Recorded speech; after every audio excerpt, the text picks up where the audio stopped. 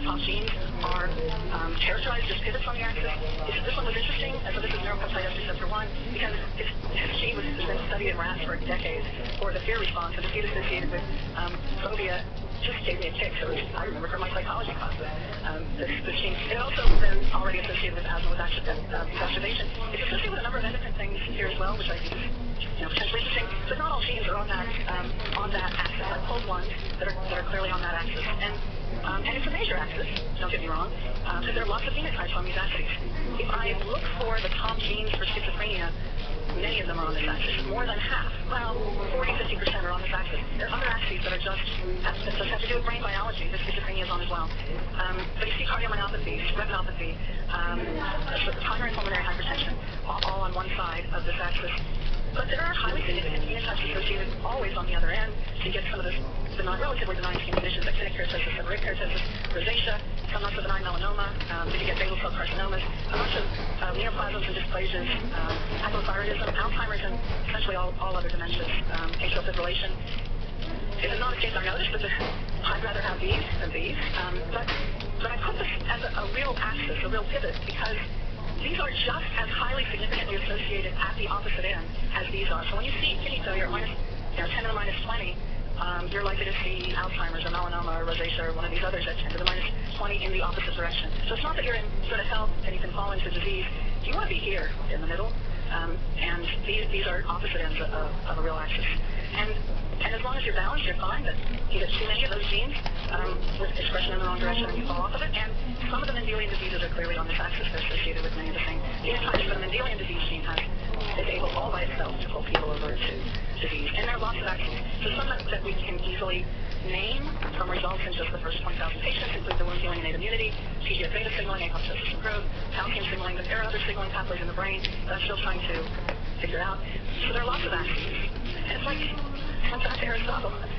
And I think offers new ways of thinking about disease and biomarker development for monitoring people as they come off these axes in one direction or the other. If we could develop therapies related to keeping people from sort of on an even keel and not falling over, that would be an interesting way to think about drug development.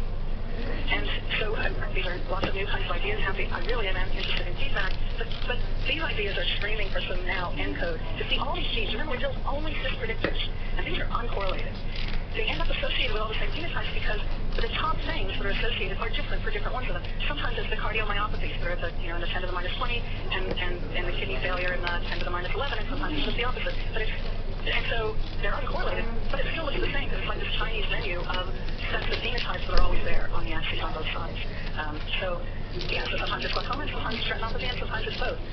So uncorrelated, but clearly driven by the same biology and screening for ENCODE to get at some of this larger biology. And of course, this is just, so after QC, this is about 18,000 people that we've got results on. In a few months, we'll have 36,000, and we'll be able to look at it all again, and 72,000 and more than 120,000. So my colleagues at Vanderbilt will sing a new tune.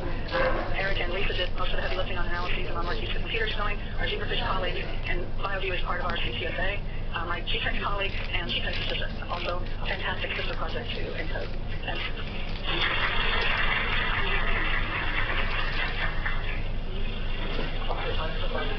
One over here, one over here. Come in with the mic.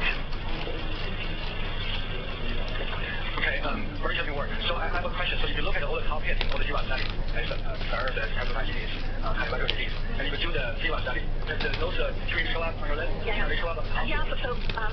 So like for example, if we run type 2 diabetes as a phenotype, just the ICD-9 codes, you get all the top GWAS hits. If you refine the quality of that phenotype, you get closer estimates to exactly the same odds ratios that you get in GWAS with research quality diagnosis of type 2 diabetes. But the fact is, if you use only the diabetes mellitus code, you get all the same things, because 90% of diabetes is type 2 diabetes. That said, now when we do PredictScan analysis on all of the world's data in type 2 diabetes, we are able to characterize more of the genes that are probably the targets of the GWAS-associated SNPs. But there's also a really interesting thing that we see with type 2 diabetes and others in very large scale. I think some of the very top SNPs from the perspective of effect sizes are often associated with expression of multiple of the local genes, which may affect more biology, and that may be why we see sort of outlier effect sizes for a small number of SNPs with each disease, those SNPs may be part of the predicted expression of multiple local genes, essentially in different tissues, that all help to drive the biology of the association that's observed. Yes, hi. So I have a question. Do you actually look maybe and identify genes or SNPs which are protected for certain? People are very interested, some companies are very interested in rare protective variants, so loss of function mutations associated with reduced risk of disease. Okay, the direction of effect of our genetic prediction is getting them the same information in the sense that it's increased predicted expression of most of those genes that's associated with kidney failure and all those other bad things. And part of the reason drug companies do that is if it's sort of a guaranteed gene target, but it also suggests that inhibiting that gene or protein is the way to improve health. Because it's so much easier to inhibit a gene or protein than to upregulate it. Now, so when you're in the middle, you just have average predicted expression. You have the population average predicted expression, and no associations with the predicted expression of that gene. But when you have too much, that is a good drug target in the sense of it's always easier to drag a gene's expression or a protein's level down than to increase its expression. Yeah. Just two very quick questions, Nancy. One is that is the availability of the data going to be filtered anywhere? Does it go to DBGAP, or is it open access? So historically, as we published papers relating to phenotype, those data have gone to DBGAP. That's what Vanderbilt's always done. And I think like the database that we want to set up for Mendelian disease genes right away, I mean, even just at the 20,000, I think, people would probably have to certify that they wouldn't try to re-identify subjects. The good thing is this genetically predicted endophenotype is based on many SNPs, often even with a penalized regression sort of approach like ElasticNet. So going backwards, re-identifying would be much more difficult. It's a really deep end product, as it were, results-oriented database. So I think it would be safe, but we still have to have certification that it wouldn't be used outside. I mean, you wouldn't try to re-identify it. Right. So just, it's a good segue. So the mutations that have been associated with ALT, most of the mutations lie outside the coding regions of many of these genes, and many of them lie in the regions of non-coding RNAs. Are these filtered out here? No. So we have a whole set of non-coding RNAs whose expressions we predict, and that's a really interesting subset of what we characterize as Mendelian gene inbreeding. There's some with huge associations to cardiac congenital anomalies and other things. They totally look like Mendelian disease genes, but they're long non-coding RNAs and really, really interesting patterns of association associated with their reduced genetically predicted expression. Thanks.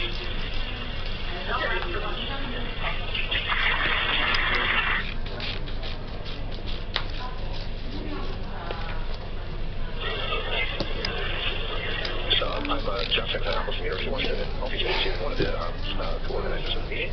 We chair this session where we have now been appropriately set up by Nancy's talk, really kind of exposing the tidal wave of connections between gene regulation and disease that are coming forth. And our first speaker is one of Nancy's proteges, Barbara Stranger, talking about the genetic regulation of gene expression variation. All right, thank you. It's a real pleasure to be here. I really appreciate the invitation to tell you about some of our work.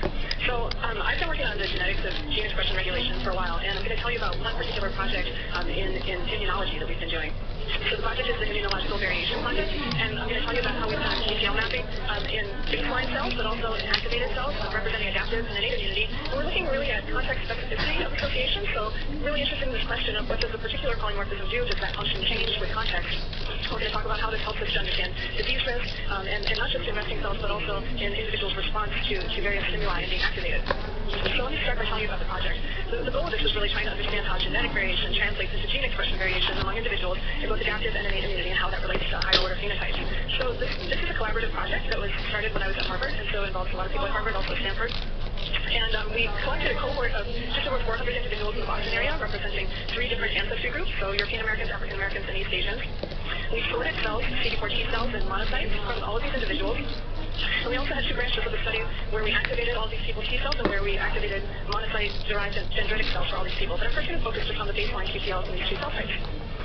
So we did transcriptional profiling on arrays at the time. This was a pretty big project in terms of the number of conditions and states and populations that we were doing. So unfortunately, we didn't have RNA-seq for this, but we did have the exon arrays and genotyping all these people. And we did QTL mapping, both cis and trans. But I'm going to focus on the cis-QTL analysis. So for every gene, what we did is we defined a window around each of the genes, so a 2 megabase window around the genes, and we're trying to test for association between SNPs in that region and expression levels. And so what we're looking for are patterns of what you see in this kind of this example here, where there's a SNP where the individuals, each represented by a dot, are associated, the genotypes are associated with expression levels. So you see the people carrying the T allele have lower expression. This is what we're looking for. And for those of you who are interested in sort of the technical details, you can see how we built the model and how we assess for significance. But the key for everybody to know is that we analyze each of these populations and cell types separately.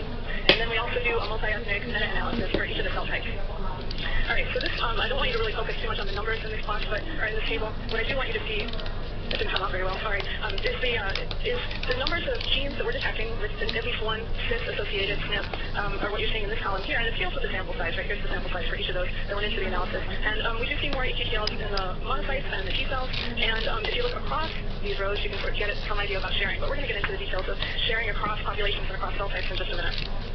All right, so this is a big overview of Manhattan plot of the associations. Each one of these dots is the most significant SNP for each gene that had an EQTL throughout the distribution of the genome. And so in the top panel, those are the monocyte EQTLs, and the strength of the association is going up the axis. And in the bottom panel are the T cells, and the strength of the association going down. And so highlighted are some key immune genes people might be familiar with. You know, these are pretty strong, some of these associations. These are on a log 10 scale of T values. We did notice something interesting here too. I just wanted to point out that about 17% of the genes that we identified as having a cis-QTL had more than one signal. So if you condition on the most significant SNP, there was still another significant SNP there suggesting more than one regulatory variant in the region. And so on a whole, about 30% of the genes that we tested had at least one cis-QTL. All right, so let's talk about context specificity for a second. So in EQTLs, I'm going to just give you sort of some partisan examples of how you should imagine manifesting context specificity. So if you think of two conditions, this could be two different cell types. In our case, it could be different populations, could be males and females, activated, not activated. So you can think of an EQTL being present in one condition and absent in the other condition. So this is just kind of a cartoon of the association of SNP to expression of the gene.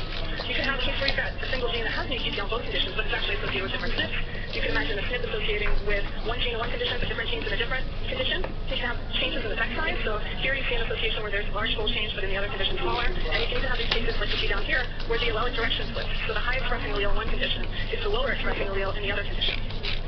All right, so what do we see? So first we can ask the question about population specificity of the cis-QTLs. So we have these three ancestry groups. So we see that only about 4 to 6% of the cis-QTLs are population specific. And most of these are driven actually by allele frequency differences. But there are some where the allele frequencies are exactly the same, and yet the association is present and absent in one of the populations at least. And so we can ask about the shared associations and say, well, what about this effect size modulation? Do we see much of that? And actually, we see they're very highly correlated to effect sizes across populations for the shared EQTLs. So there really isn't much in the way of this presence, absence, or effect size differences across the population. But these things we do see that are different, they might be really important for population-diverse genotypes. Here's some examples of the population-specific EQTLs. So in the panels over here, we're looking at associations in each of the populations. So there's African Americans, Europeans, and the East Asians, and a gene and SNP, and we're showing what the associations look like in each of the populations. So in the top panel, you see a European-specific EQTL. In this panel, you see a African American EQTL that's not present in the others, and here you see an East Asian-specific cis-EQTL. This one over here, this change partial 2, shows an association only in the Europeans, not in the African Americans or East Asians. This one's kind of an interesting one because it's one of the regions of the human genome with the most evidence for selection, strong evidence for positive selection in the Caucasian population. We don't know what the target of that selection was exactly, but it's really a standout on the distribution of selection factor coefficients. So what about cell type specificity? Here we see more variation than we did across the population. So we see that about 40% of the cis-QTLs that we detect are cell type specific. 30% of that is coming from the monocytes, 8% from the T cells. And so again, when we look at this piece where the shared EQTLs are and ask, well, what about the effect size differences? We see more variation here too. So this is less highly correlated than what we saw across the population. So we have evidence for both the cell type specificity, the presence, absence, and the fold change. So here's some examples looking at this specificity in a rheumatoid arthritis risk locus. So here's the GWAS signal in this region for rheumatoid arthritis, and then you see that there are multiple genes in this region, and you can see a CD4 specific EQTL for this gene FAS1. For FAS2, there's an EQTL in both of the cell types, and again you can see a T cell specific EQTL here. I mentioned that one of the ways that you can have context specificity involves flipping a direction of the allelic effect, and that's exactly what's shown in this plot for the gene CD52. So the top panel shows the EQTL across populations. populations in the monocytes, and so you see that the T allele is the highest expressing in each of the populations, so this is significant in all three populations. But when you look at the T cells, you see the opposite. So the T allele is the low expressing allele. Again, the TTL shared across all three populations, but exactly the opposite direction. And this particular association, or this particular gene, I should say, is the drug target for chronic lymphocytic leukemia. So we've been doing a lot of work thinking about sex as a context too, and so we can separate our individuals into males and females and look to see whether they're sex-specific QTCLs. Now, I purposely put an X here, X% of the QTCLs exhibit sex bias, because we're not quite sure what that number is yet. We're still trying to work out how we assess the significance of this. It's tricky, but we're looking for patterns like what you see in this example here. And we do see associations that look like this, some even much stronger than what we see here, but trying to do this on a genome-wide level and trying to consider all our covariates and exactly how to do permutations for interaction tests has been a little bit tricky. But so what we see is a male-specific QTCL here, where there's not the signal in females, and this one is pretty interesting because this is a chronic lymphocytic leukemia risk locus where there's a different sexual dimorphism. Male risk is twice that of females. Alright, so we can ask about QTCLs and their role in disease. And so colleagues of mine at the University of Chicago, including Nancy Cox, several years ago were the first to show that genome-wide association studies are more likely to be QTCLs. So that kind of heralded this whole idea of can we use QTCLs to help understand our GWAS hits. And so the idea is really simple, is that if you have some association by a GWAS trait association, and the same association or the same region is associated with expression levels of genes, then you have a potential hypothesis of what gene might be involved in a mechanism, expression with your disease. So these become testable hypotheses. So you kind of overlay GWAS signal with QTCL signal, trying to look for a pattern where the two signals match each other. And there's been a lot of statistical methodology development in this area, particularly interesting area for people going forward now. These methods have gotten more and more sophisticated. And so we took our eQTLs and related them to the information that was in the NHGRI GWAS catalog. And so you can just see at the beginning, if we redid this now, we would have some different numbers here, but you get a pretty good picture of what's going on from this. And so we took SNPs out of the GWAS catalog and looked to see how many of them were eQTLs that were specific to monocytes, to T cells, or shared. And we can parse this out by trait category, as we have here. And so all the things that you see in these columns over here are the cases of testable hypotheses now. So we have a GWAS signal, we have a SNP associated with a particular gene, and we know something about the risk allele and which way it's influencing expression of those genes. But these are immune cells, so I didn't show you anything here about the immune traits. So we can do the same thing, parsing out across the autoimmune disease SNPs, and we end up, you can look at the numbers here, these are the number of SNPs that went into the analysis that we were looking at, and then how many genes had an eQTL for them in our study, and you can down here at the bottom see some of these totals. And so we used one of the metrics that I was telling you about, one of the statistics trying to say whether the same causal variant is likely to underlie the eQTL and the GWAS hit, and we come up with, for the T cells, 106 genes, and monocytes, 123 genes. And so there's really a lot of data mining that you can do with this, and there are people following up many of these studies with studies right now. So one of the things, we have these two cell types, so we can ask, are particular traits associated with regulatory variation in one of the two cell types more than the other cell type? And so this is kind of a complicated slide, so let me walk you through this. Do you remember when we asked, so what's the cell type specificity like? We said 60% were shared, so that's what this bar is representing. This blue one is the 60% shared across cell types, all the eQTLs, 30% were monocyte specific, and about 10% were T cell specific.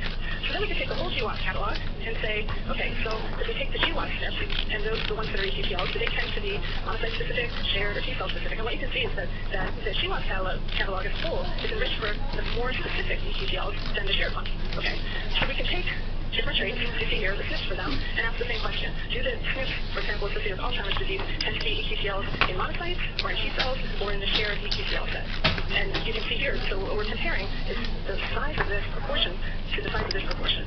Right? Actually, I guess it's this proportion because that's the GWAS. But so you can see this massive enrichment of the Alzheimer's disease in monocyte regulatory effects. And these are ranked in order, the traits here, by their enrichment either for monocytes or for T cells. So more T cell specific down at the bottom, more monocyte specific up top.